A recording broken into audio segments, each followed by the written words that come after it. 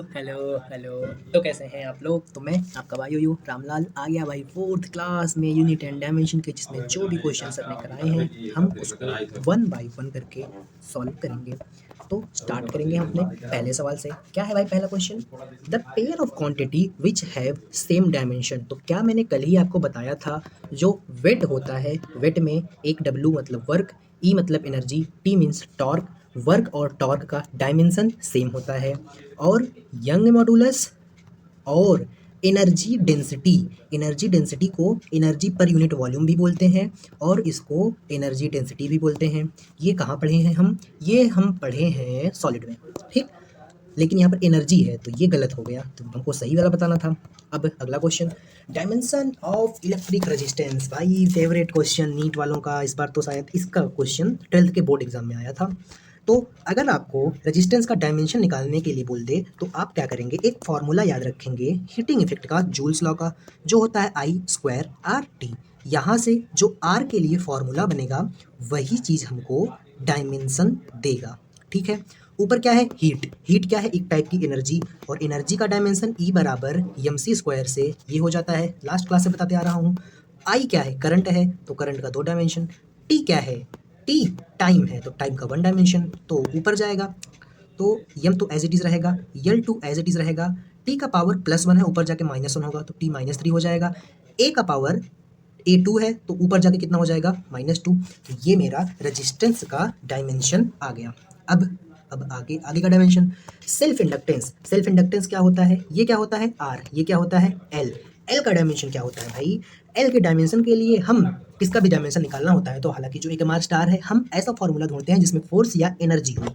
L के लिए ऐसा कौन सा फॉर्मूला है? एनर्जी बराबर हाफ एल आई स्क्वायर। याद है कि नहीं? लास्ट क्लास में भी आई थिंक ये बताया था, म्यूचुअल इंडक्टेंस वाला। तो एल को हम सेल्फ इंडक्टेंस बोलते हैं, तो एल क्या हो जाएगा? डायमेंशनली कांस्टेंट को मारेंगे ignore, E by I square. Energy का डायमेंशन आपको कितनी बार बोला, याद कर लो, M L T -2 L2 L2 +2, नीचे ए है तो A2 ऊपर जाएगा तो A -2 हो जाएगा। ये हमारा डायमेंशन है किसका? सेल्फ इंडक्टेंस का। अब परमिएबिलिटी का डायमेंशन क्या होगा भाई? एक काम करें क्या, आर निकाल लिए, यल निकाल लिए, तो रंगे हाथ सी का भी काम निपटा देते हैं। सी क्या है? कैपेसिटेंस। कैपेसिटेंस का वो फॉर्मूला जिसमें एनर्जी आता हो, Q²/2C। कैपेसिटेंस एनर्जी यही होती है। मुझे क्या चाहिए? इसका डायमेंशन, तो इसको एक साइड रखो, रख दिया भाई एक साइड, और एनर्जी को नीचे ला दो। ऊपर क्या है? Q²। क्यू क्या होता है? क्यू होता है आई टी के बराबर। आई क्या है? करंट। टी क्या है? टाइम। कहाँ पढ़े हैं? करंट इलेक्ट्रिसिटी में। तो ये आई का स्क्वायर, क्योंकि आई टी है, और टी का स्क्वायर हो गया। नीचे क्या है? नीचे तो एनर्जी है, ये एनर्जी है। एनर्जी का डायमेंशन क्या होता है? M L T -2 L2। ये याद करने के लिए बोला था अभी अभी। तो जब इसको ऊपर लेके जाएंगे तो यम का पावर -1, यल के पास -2, टी के पास -2 पावर है। जब ऊपर जाएगी, जब ये पावर ऊपर जाएगी तो माइनस से साइन चेंज करके प्लस हो जाएगी और इसमें ऐड हो जाएगी, तो T4 हो गया। और क्या बच रहा है? आई। तो आई को हम क्या लिख सकते हैं? Simply A2। तो ये मेरा कैपेसिटेंस का डायमेंशन हो गया। आगे चलेंगे, परमिएबिलिटी। परमिएबिलिटी क्या होती है भाई? याद करो इलेक्ट्रिक वाला पार्ट, जब हम वो चैप्टर पढ़ रहे थे, तो फोर्स बराबर 1/4 पाई, ये वाला नहीं, इलेक्ट्रिक वाला नहीं, मैग्नेटिक वाला part, mu naught divided by 4 pi into I1 into I2 divided by D into A। क्या ये याद है या भूल गए फॉर्मूला? तो आपको याद रखना पड़ेगा भाई। इसका कोई डायमेंशन नहीं होता, ये डिस्टेंस से डिस्टेंस कट गया डायमेंशनली, तो बचा क्या? ये बचा, मुझे इसका डायमेंशन चाहिए, तो यफ हो जाएगा ये आई इंटू आई, आई का स्क्वायर, तो नीचे आई का स्क्वायर। फोर्स क्या होती है? एम एल टी -2, आई का डायमेंशन A2, A2 को ऊपर लेके जाओ तो एम एल टी -2 A -2। ये मेरा परमिएबिलिटी का डायमेंशन आ गया। ऐसे ही आप परमिटिविटी का भी निकाल सकते हैं। परमिटिविटी के लिए फोर्स क्या होती है? F = 1/4 pi epsilon not Q² divided by R², यही होती है ना। तो इसका डायमेंशन भी आप ऐसे ही निकाल सकते हैं, एप्सिलॉन नॉट हो जाएगा। तो कहाँ थे भाई? हम परमिटिविटी की डायमेंशन निकाल रहे थे। हम कैसे निकालेंगे? अभी भी बताया था कि इस एप्सिलॉन नॉट की डायमेंशन चाहिए, ये कांस्टेंट है, इसको मारे गोली, एप्सिलॉन नॉट को इधर लेके जाओ, क्यू को ऊपर रहने दो, R² को यहीं रहने दो, एफ को यहाँ पर लेके आओ। अब इन सारों का डायमेंशन तो आपको आता होगा। क्यू चार्ज होता है, Q = IT होता है, और I square T square Q square का डायमेंशन हो गया। बचा नीचे क्या, फोर्स। फोर्स क्या होता है, mLT-2, ये फोर्स का डायमेंशन हो गया। ये दो डिस्टेंस है तो इसका डायमेंशन ये हो गया। अब एक काम करेंगे हम इसको ऊपर लेके जाएंगे, यम को ऊपर लेके जाएंगे तो यम -1 हो जाएगा। यल को ऊपर लेके जाएंगे तो यल तो कोई एक यल यहाँ पर है, मल्टीप्लाई होगा तो यल का पावर 3 हो जाएगा, ऊपर जाएगा तो -3 हो जाएगा। अब टी को ऊपर लेके जाते हैं, पावर -2 है, ऊपर जाएगा तो प्लस हो जाएगा और टी का पावर 4 हो जाएगा। और क्या बचा, आई, तो आई का यूनिट आई ए स्क्वायर हो जाएगा। तो ये मेरा परमिटिविटी का डायमेंशन आ गया। अब आगे चलेंगे नेक्स्ट क्वेश्चन पर।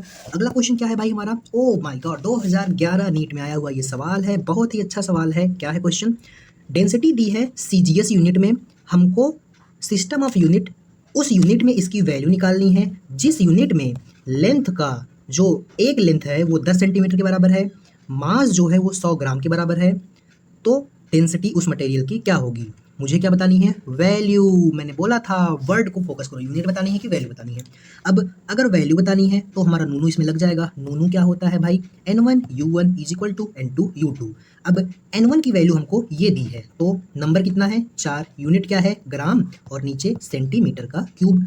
अब यहाँ पर ये N2 हमको निकालना है और यहाँ पर नई यूनिट दी है G डैश और CM क्यूब का डैश। अब इस G डैश की वैल्यू कितनी है भाई, 100 ग्राम। कितनी ग्राम है, 100 ग्राम। तो यहाँ पर हम लिख देंगे 100 ग्राम। सेंटीमीटर की वैल्यू कितनी है भाई, 10 सेंटीमीटर। 10 सेंटीमीटर और उसके बाहर क्यूब है, तो जब हम इसको सॉल्व करेंगे तो N2 × 100 डिवाइडेड बाई 10 धान में 100, 100 × 10 1000 आ गया क्यूब और सेंटीमीटर क्यूब हो जाएगा। इस साइड क्या होगा, 4 ग्राम नीचे सेंटीमीटर क्यूब, सेंटीमीटर क्यूब से सेंटीमीटर क्यूब, ग्राम से ग्राम कैंसिल, बचा क्या, एक जीरो से एक जीरो, एक जीरो से एक जीरो, तो बचा N2। ये 10 इधर जाएगा तो इसको बना देगा 40, तो हमारी N2 की वैल्यू 40 आ जाएगी। नेक्स्ट क्वेश्चन देखते हैं भाई, नीट 2020 का सवाल है।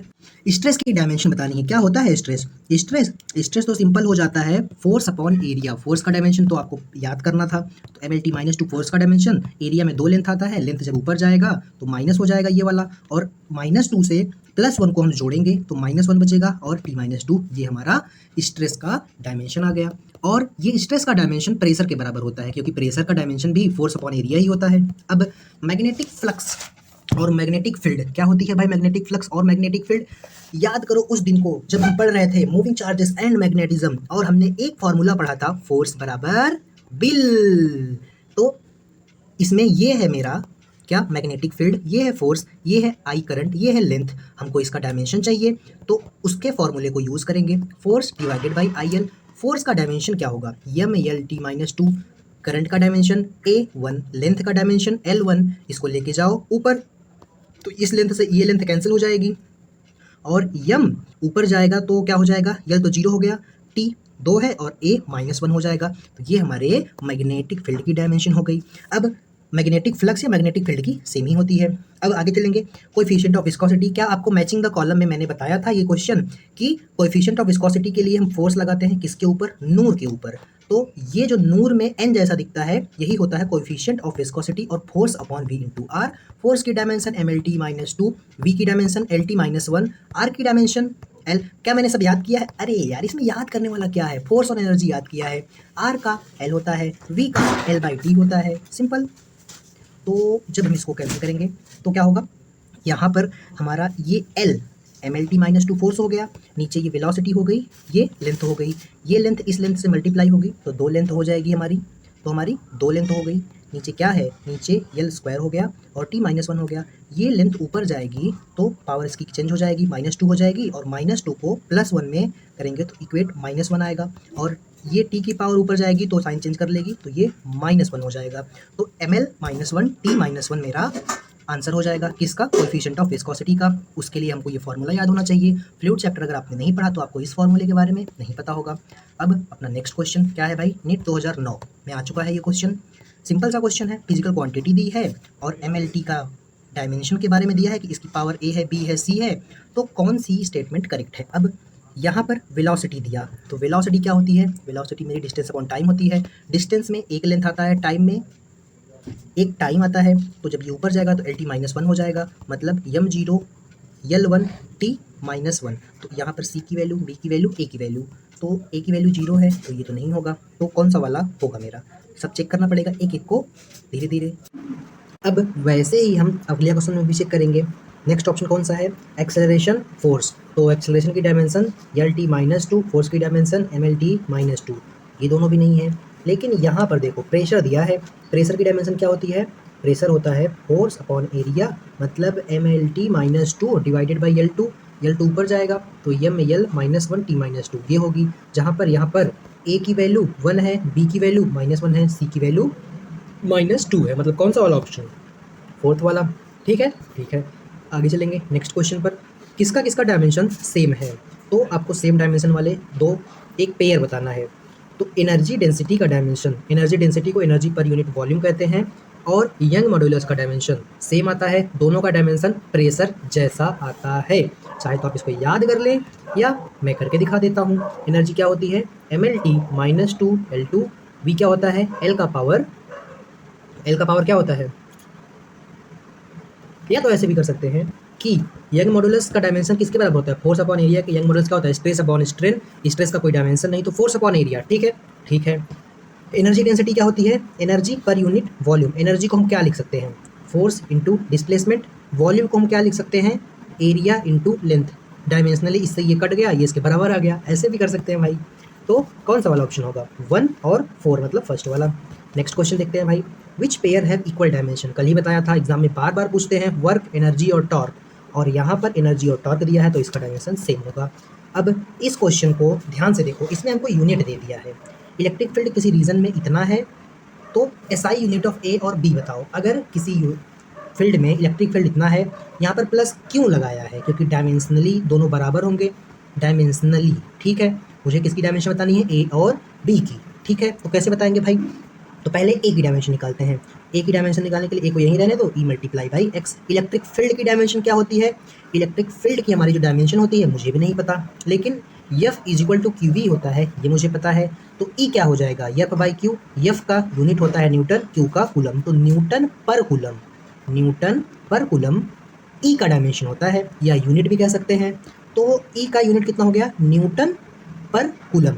और यहाँ पर ये क्या है, दो लेंथ है, मतलब मीटर स्क्वायर, तो हम ऐसा कह सकते हैं न्यूटन मीटर स्क्वायर पर कूलम, न्यूटन मीटर स्क्वायर पर कूलम। इसमें नहीं है, इसमें नहीं है, इन दोनों में से कोई एक आंसर होगा।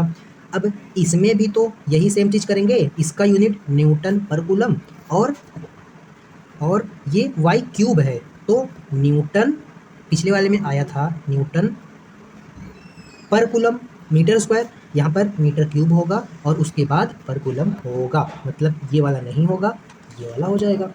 आगे चलेंगे अगले क्वेश्चन में, ये भी प्रिंसिपल ऑफ होमोजेनिटी पर बेस्ड है। मुझे सिर्फ एक बात बताओ, मुझे किसकी किसकी डायमेंशन बतानी है, A B और C की। ये मेरी इक्वेशन है, T को प्लस किया C के साथ, क्यों प्लस किया, इन दोनों की डायमेंशन सेम रही होगी तो C की डायमेंशन T के बराबर आ जाएगी, और C की डायमेंशन T के बराबर केवल एक ऑप्शन में है। करके आप आगे बढ़ेंगे, क्योंकि एग्जाम में भी ऐसा ही करना होता है। क्या ऐसा क्वेश्चन हमने नहीं किया है पहले, रियल गैस की इक्वेशन है आइडियल गैस की रियल फॉर्म में, तो मुझे इसमें बताना है यूनिट ऑफ B, और unit if A B constant, unit of A, unit नहीं डायमेंशन। तो अभी तो इसका क्वेश्चन हमने कल ही किया था कि ये P plus A by V square है। ठीक है, ठीक है, तो प्रेशर को बराबर लिखेंगे एरिया डिवाइडेड बाई, एरिया नहीं, A कांस्टेंट है, वॉल्यूम के स्क्वायर के, तो डायमेंशनली PV स्क्वायर बराबर हो जाएगा। अब P का डायमेंशन MLT-2, ये -1 होगा। कैसे, फोर्स अपॉन एरिया करेंगे, L नीचे होगा, एक L ऊपर होगा, ऊपर जाएगा माइनस हो जाएगा। मुझे इतना फ्लुएंटली कैसे याद है, लिख लिख के भाई, प्रैक्टिस किया है, सिंपल फॉर्मूलेज याद है, फॉर्मूलेज याद है तो काम बन जाएगा। अब ये वॉल्यूम का क्यूब है, एक वॉल्यूम में कितनी लेंथ होती है, 3 लेंथ, तो L6 हो गई, एक लेंथ ये खा जाएगा, तो ML5T-2 मेरा आंसर हो जाएगा। ML5T-2 मतलब थर्ड वाला। नेक्स्ट क्वेश्चन देखते हैं, टाइम डिपेंडेंस फिजिकल क्वांटिटी एक है, ठीक है, उसको ऐसे एक्सप्रेस किया, ये एक्सपोनेंशियल में है, मतलब P is equal to P0 minus alpha T square, ऐसा है। तो where A is a constant, T is a time, तो डायमेंशन ऑफ A बताना है, ये अल्फा नहीं है, A है। तो मुझे एक बात बताओ, एक्सपोनेंशियल टर्म का डायमेंशन कुछ नहीं होता तो 1 लिख देंगे, ये A है, तो A हो जाएगा 1/T, 1/T है तो डायमेंशन T-2 हो जाएगा। आगे चलेंगे नेक्स्ट क्वेश्चन पर, यूनिट वेक्टर IJ के पास डिस्टेंस की यूनिट होती है और डायमेंशन ये होता है, गलत जवाब। यूनिट वेक्टर IJ के सिर्फ डायरेक्शन को रिप्रेजेंट करते हैं, ये किसी वैल्यू या फिर क्या बोलते हैं किसी पर्टिकुलर फिजिकल क्वांटिटी को नहीं रिप्रेजेंट कर सकते, तो इनका कोई डायमेंशन नहीं होगा। तो ये बात गलत है। Product of scalar and vector is new scalar, क्या ये बात सही है? एक स्केलर और एक वेक्टर को मल्टीप्लाई करने पर क्या नया स्केलर आता है? ऐसा कुछ नहीं होता भाई। तो हमारा ये वाला आंसर भी रॉन्ग होगा। तो both assertion and reason wrong हो गया। अब फोर्स को प्रेशर में ऐड नहीं कर सकते, क्या फोर्स प्लस प्रेशर कर सकते हैं? नहीं, दोनों का डायमेंशन अलग अलग होता है तो नहीं कर सकते। तो असर्शन तो सही है। रीजन देखते हैं, क्वांटिटीज हैविंग डिफरेंट डायमेंशन, दो अलग डायमेंशन वाले क्वांटिटीज को ऐड और सब्ट्रैक्ट नहीं किया जा सकता। अब असर्शन भी सही है, रीजन भी सही है, लेकिन असर्शन का ये रीजन है, ये जानने के लिए सिर्फ इसके आगे आप बिकॉज लिख सकते हैं। Force is not added with pressure because quantity having different dimension are not added in subtracted. तो फिर देखो ये बैठ रहा है कि नहीं बैठ रहा है? बैठ रहा है, तो ये इसका एक्सप्लेनेशन हो जाएगा। तो पहला ऑप्शन सही, असर्शन भी सही, रीजन भी सही, और उसको प्रॉपर एक्सप्लेन कर रहा है। Astronomical unit AU, light year, parsec, तीनों जो है वो डिस्टेंस को बताती हैं। ये जीके था, ये थ्योरी का पार्ट था। Each having dimension of distance, तो ये तीनों डिस्टेंस को बताती हैं, मेजर किया जाता है इनसे डिस्टेंस, और इनका डायमेंशन डिस्टेंस का है। अब ये डिस्टेंस को बताती हैं बिकॉज इनका डायमेंशन डिस्टेंस का है, ऐसा कुछ नहीं है भाई। ये इसको एक्सप्लेन नहीं कर रहा है, बात तो दोनों सही है, लेकिन ये इसका करेक्ट एक्सप्लेनेशन नहीं है। नेक्स्ट क्वेश्चन देखते हैं भाई क्या है।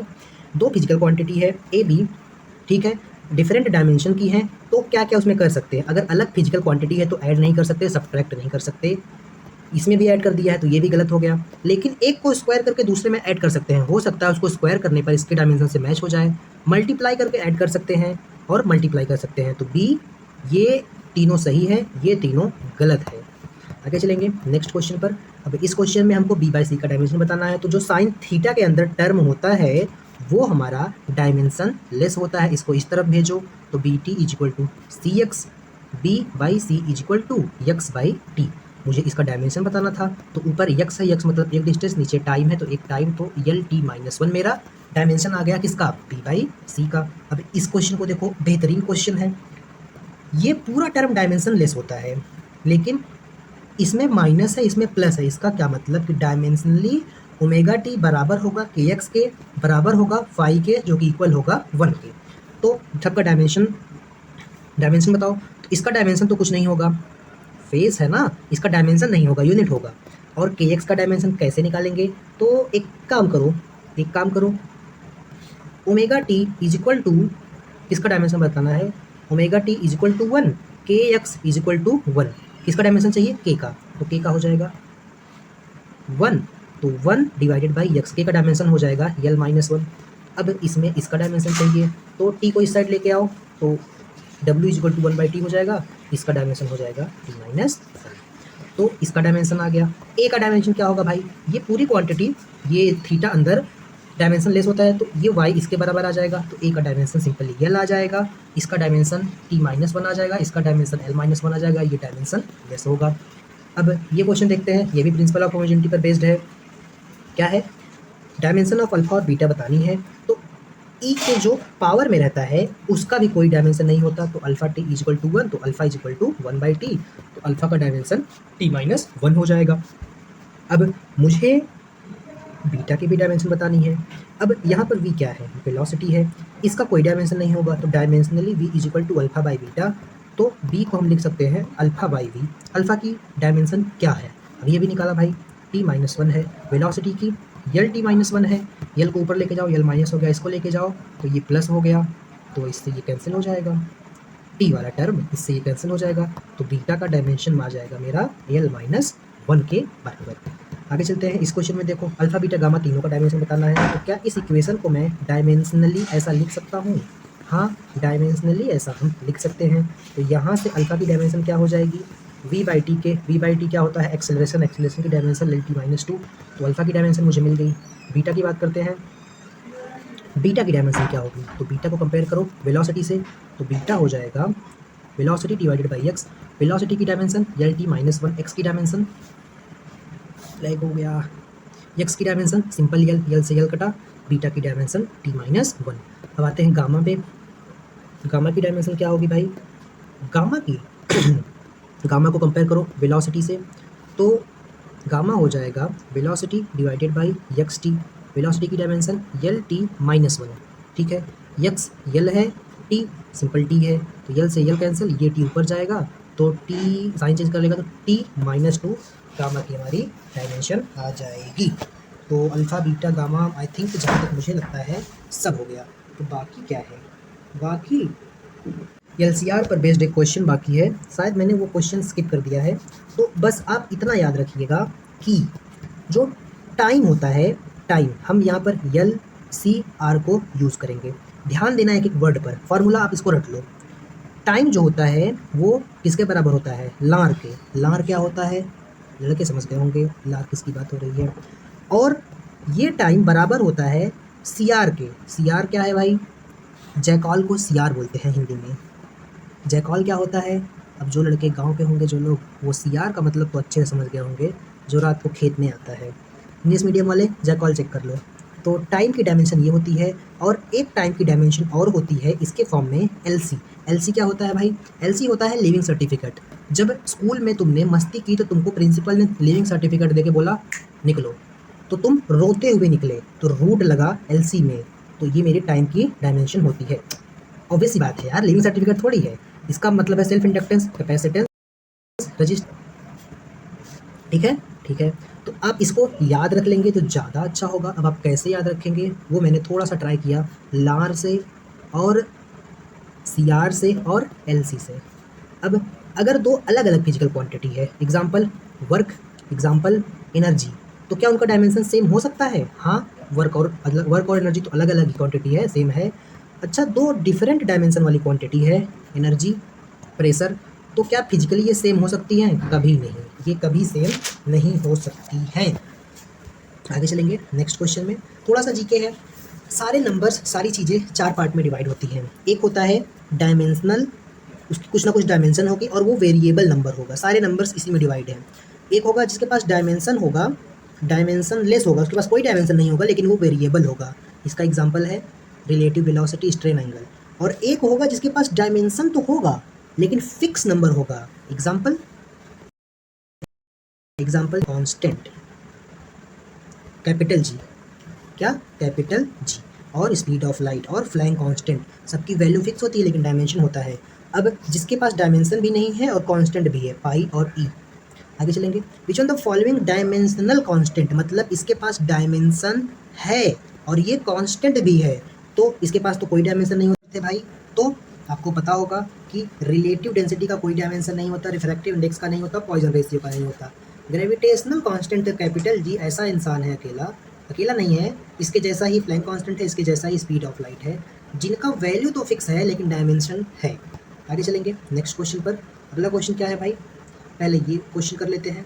ये क्वेश्चन क्या है, y अगर फोर्स डिनोट कर रहा है और x वेलोसिटी, तो डायमेंशन बताओ। अगर मैं इसको ऐसा डिफरेंशिएट करता हूँ तो जब डिफरेंशिएट करते हैं ना तो सिंपली d को गोली मार देते हैं, y और x बचता है। y का डायमेंशन फोर्स के बराबर है, x डिस्टेंस के बराबर, l से l कटा तो ये आ गया mt माइनस टू। अब नेक्स्ट क्वेश्चन देखते हैं भाई।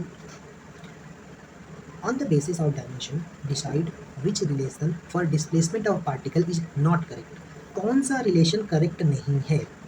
क्या डायमेंशनली t से t कैंसिल हो जाएगा और इसके भीतर कोई डायमेंशन नहीं आता क्योंकि थीटा के अंदर है। डायमेंशनली ये इसके बराबर होना चाहिए, हाँ ये तो भाई सही है, लेकिन हमको सही वाला नहीं बताना, हमको गलत वाला बताना है ना, नॉट करेक्ट। अब इसमें देखते हैं, ये वी है, ये लैम्बडा है, तो v का डायमेंशन यल टी माइनस वन, टी का डायमेंशन t, इसका डायमेंशन लेंथ, लेंथ से लेंथ कटा, इससे ये कटा, तो इसके अंदर भाई सही है, कोई डायमेंशन नहीं आया और ये इसके बराबर हो गया। अब इसके अंदर भी कुछ वैसा ही होना चाहिए, तो t से t कटा, t से t कटा, एंगल का कोई डायमेंशन नहीं होता, ये इसके बराबर आ गया। लेकिन साइन थीटा के अंदर कोई डायमेंशन नहीं आना चाहिए, लेकिन लैम्बडा तो लेंथ को रिप्रेजेंट करता है इनटू टाइम, तो यल टी इसके अंदर डायमेंशन आ गया, तो इसीलिए ये गलत हो गया। इसके अंदर कोई डायमेंशन नहीं आना चाहिए। अब इसको भी देख लेते हैं, इसको इसके बराबर आना चाहिए। ये क्या है, एक डिस्टेंस है, तो डिस्टेंस तो सिंपली x होता है ना, x बाई टी थोड़ी होता है, x बाई टी तो वेलोसिटी होती है हमारी। नेक्स्ट क्वेश्चन देखते हैं, आज का हमारा लास्ट क्वेश्चन। लास्ट तो वैसे ये था, उसको हम पहले कर चुके हैं। हमको डायमेंशन बताना है अल्फा और बीटा का, ठीक है। तो बीटा को रूट ऑफ डेंसिटी में जोड़ रहे हैं। तो क्यों जोड़े? क्योंकि दोनों का डायमेंशन सेम होगा, dimensionally beta is equal to root density होगा। अब रूट डेंसिटी क्या होता है भाई? Mass upon volume. तो मास में सिंपली 1 m होता है, वॉल्यूम में 3 लेंथ होता है। लेके जाओ ऊपर तो यल -3 हो जाएगा, इसको रूट में कर दो तो यम 1/2, रूट को बाहर निकालेंगे तो हाफ का काम करता है, यल -3/2। ये मेरा डायमेंशन आ जाएगा बीटा का। अब अल्फा को कैसे निकालूं? तो ये वेलोसिटी है, और वेलोसिटी क्या होती है? वेलोसिटी क्या दी है? अल्फा डायमेंशनली हम लिख सकते हैं क्या? डायमेंशनली हम लिख सकते हैं, अगर ये प्लस है तो इसको इग्नोर मार के बीटा। मुझे क्या चाहिए? अल्फा। अल्फा क्या होगा? Beta into V. अब बीटा की डायमेंशन कितनी है? यम -1/2 इंटू यल -3/2। वी क्या है? वेलोसिटी। वेलोसिटी की डायमेंशन यल टी -1। तो यम तो एज इट इज़ रहेगा, यल -1/3 है, यल है, तो 1 -3/2 हो जाएगा, और टी तो एज इट इज़ रहेगा। अब एक में से -3/2 को ऐड करेंगे तो ये कितना है एक्चुअल में? 1.5 है, 1.5 मतलब 1.5 है, तो ये हो जाएगा -½ इंटू टी -1। आई होप मेरा आंसर सही हो। ये मेरा अल्फा का डायमेंशन है, ये मेरे बीटा का डायमेंशन है, और ये बिल्कुल भी सही है क्योंकि मैंने मैच कर लिया। और कैसे बताऊँ? मिलते हैं अगली क्लास में, तब तक के लिए ओके बाय। तो रेट एंड डायमेंशन इतना ही आसान है, बस आपको फॉर्मूले सारे याद हों। फॉर्मूले फिजिक्स पढ़ रहे हो तो याद ही होना चाहिए। मिलते हैं, तब तक के लिए ओके बाय।